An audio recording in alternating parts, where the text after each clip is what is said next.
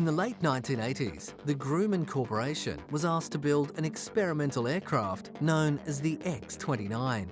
Two were built to explore new design concepts that had only become available through new materials and technologies. The plane's most notable feature were its forward-swept wings. It was not the first time that this configuration had been used.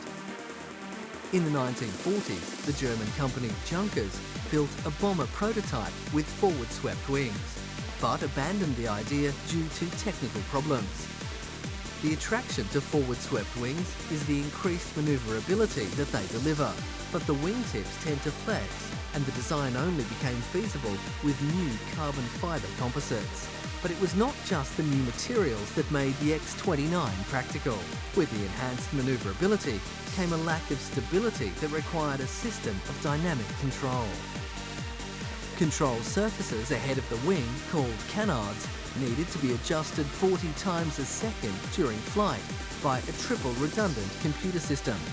Without a conventional tailplane, the X-29 still had a rear control surface, similar to an elevator that worked in concert with the canards.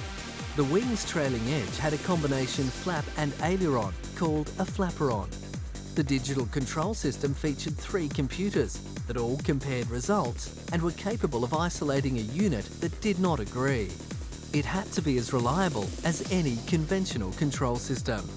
Manoeuvrability of the X-29 was also enhanced through the use of an extremely thin supercritical airfoil that was flatter on the wing's upper surface. The two planes made 436 flights before being retired.